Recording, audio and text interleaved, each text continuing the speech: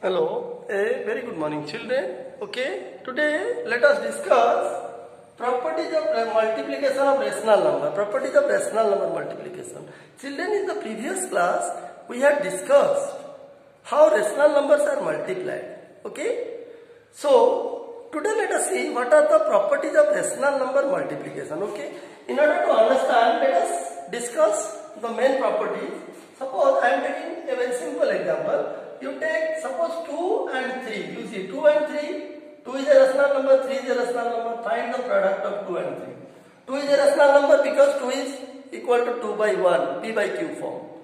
Similarly 3 means 3 by 1. It is again a rational number because it is in the p by q form. Okay. Where p and q are integers and q not equal to 0. Okay. Now find the product of 2 and 3. What is the answer? The product will be 6. Also you find the product of 3 and 2. Again it is 6. So what is the observation? So what is the conclusion? The conclusion is we can say that 2 into 3 equal to 3 into 2. Which both are equal to 6. The product is same. You see what is the difference? We are here what we are changing? We are only changing the order of the rational number. Order of the number is only changing, but their product is not changing. So it is what property called? It was taught to you in addition. There it was addition, here it is only multiplication. That is the difference. So this property is known as what? It is commutative property or commutative law of multiplication of rational number.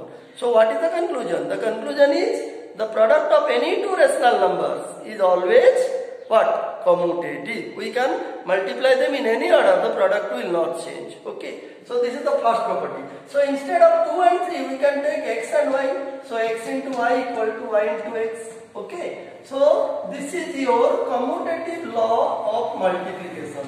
Commutative, you see, commutative law. Commutative law of multiplication. Now, what is the second law you see? For second law, you take three numbers, three rational numbers. Let us take 1, 2, 1, 4 and 5. Okay. Let us take three rational numbers, 1, 4 and 5. Okay. Now, first you find the product of 1 and 4. Put it in one bracket or grouping symbol. Then find the product of this and multiply it by the third rational number. Okay. So what will be the answer? The answer will be 4 into 5. It is 20. Now you change the grouping symbol. Suppose you keep one outside and keep 4 and 5. Multiply 4 and 5. Keep 4 and 5 in the grouping symbol or bracket. Find the product of 4 and 5. Then multiply it by 1. So again it will be 1 into, this is 20, so 1 into 20 is 20. So what is the observation? The observation is, you see, therefore we say that 1 into, you see, 1 into 4 into 5. That means the product of 1 and 4 multiplied by 5 equal to the product of 1 and the product of 4 and 5, you see. The product of 1 and 4 multiplied by 5 is equal to the product of 4 and 5 multiplied by 1. So in symbol, instead of 1, 4 and 5, we can take x, y, z, a, b, c, etc. Suppose x, y and z are any three rational numbers, maybe positive, maybe negative. So what will happen? Then x into y multiplied by z will be equal to x into y into z. Okay. Now this important property is again known as what? It is your associative law. We had read associative law in addition of rational number. Here only the sign is changing. Instead of addition there is multiplication. So we say that the product of three rational numbers is associative. Okay? Or associative property holds good for multiplication of rational numbers. Okay. So these are the two main important properties. Then let us discuss more properties. Okay. Now what is the third property of multiplication of rational numbers? Let us discuss. Suppose you see what is the third property? Take a rational number, say 3 by 4. And multiply it by 0. 0 is again a rational number. See, this is a rational number, this is also a rational number. Now, what will be the product of these two rational numbers? You know, any number multiplied by 0 or 0 multiplied by any number means 0 into 3 by 4. It is again 0, you see.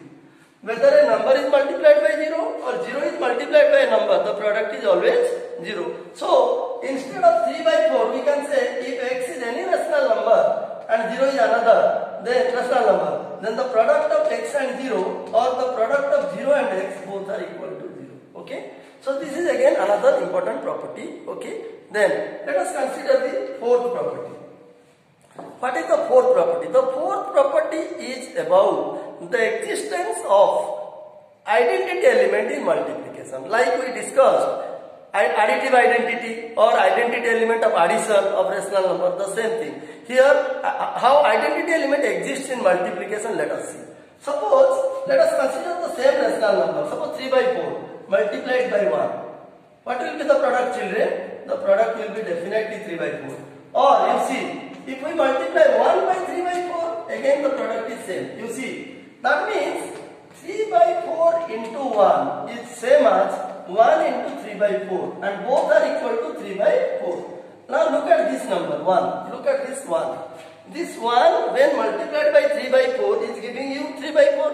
So this 1 is called the identity element of multiplication. This is called identity, you see, identity element of multiplication.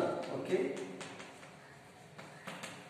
1 is the identity element of multiplication, or we can say it is multiplicative identity, or it is known as multiplicative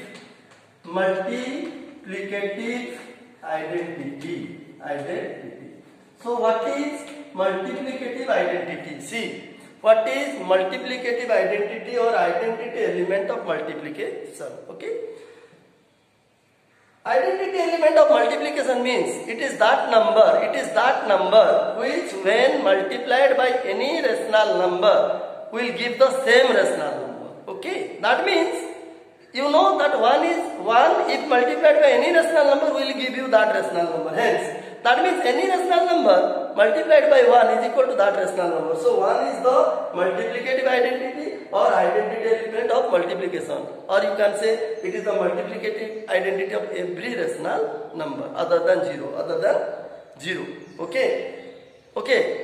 Because 1 into 0 is not equal to 1. Got my point? So 1 multiplied by any number is equal to that number. Hence 1 is the identity element of multiplication or multiplicative identity. Okay. So these are some of the properties. Still there are some other properties left which we will discuss in the next class. What are the properties? So children, once again I am summarizing the thing. The first property is rational numbers are what? Commutative. The product of rational numbers is commutative. The product of rational number is associative. Third property I said, the product of any rational number by 0 or 0 multiplied by any rational number is always equal to 0. And the fourth property is any rational number multiplied by 1 or 1 multiplied by any rational number is equal to that rational number. So that is the reason why, 1 is called the identity element of multiplication or multiplicative identity. Let me ask you one question. Okay. Now we will discuss more properties in the next class. Now if I ask you children, what is the multiplicative identity of, you see, what is the multiplicative identity of say minus 3 by 5? This is a question to all of you. Now tell me, what will be the multiplicative identity of minus 3 by 5? How to know? What will be the multiplicative? It is already taught just now. If you want to find multiplicative identity of minus 3 by 5, that means minus 3 by 5 multiplied by which number will give you minus 3 by 5. What does it mean? You see, to find the multiplicative identity of minus 3 by 5, it means we have to find that number or that rational number which must be multiplied by this so that the product is again the same number, that is minus 3 by 5. So what is the answer? The answer is clearly 1. Because minus 3 by 5, if multiplied by 1, then only it will give you minus 3 by 5. It will not give minus 3 by 5 if it is multiplied by any other number other than 1. So definitely 1 is the multiplicative identity of every rational number, or it is the identity element for multiplication of rational numbers. Okay, I hope children you understood what properties I discussed. I will discuss more properties and application problem also in the next class. Okay, so we will see again in the next class. Thank you.